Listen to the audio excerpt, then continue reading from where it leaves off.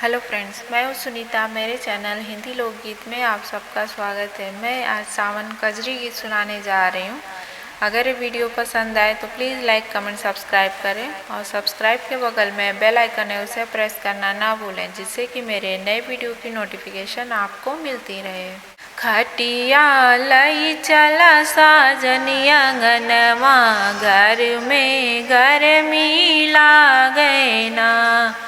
खटिया लई चला साजन आंगनवा, घर में गर्मी लागे ना। धीरे धीरे पाँव धरू मोरी धनिया, मैया मोरी जागत होइए ना।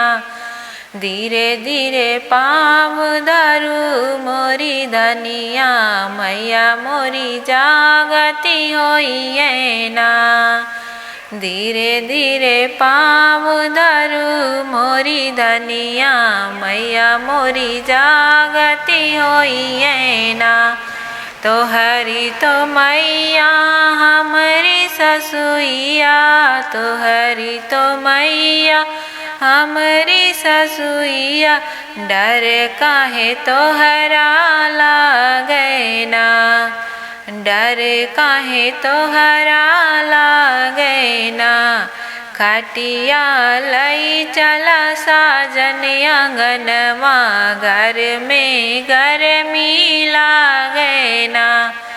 खटिया लई चला साजन आंगनवा, घर में गर्मी लागे ना। धीरे धीरे पाँव धरू मोरी धनिया, भाभी मोरी जागती होइए ना।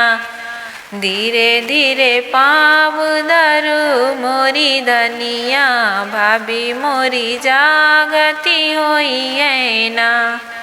तोहरी तो भाभी हमारी जेठनिया, तोहरी तो भाभी हमारी जेठनिया, डर काहे तोहरा लागे ना। डर काहे तोहरा लागे ना।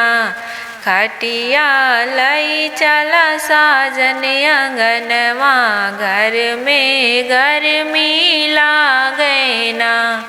खटिया लई चला साजन आंगनवा, घर में गर्मी लागे ना। धीरे धीरे पाँव धरू मोरी धनिया, बहनी मोरी जागती होइए ना।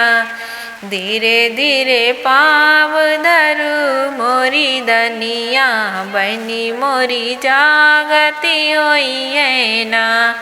तोहरी तो बहिनी हमारी ननदिया, तोहरी तो बहिनी हमारी ननदिया, डर काहे तोहरा लागे ना। डर काहे तोहरा लागे ना। खटिया लई चला साजन आंगनवा, घर में गर्मी लागे ना। खटिया लई चला साजन आंगनवा, घर में गर्मी लागे ना।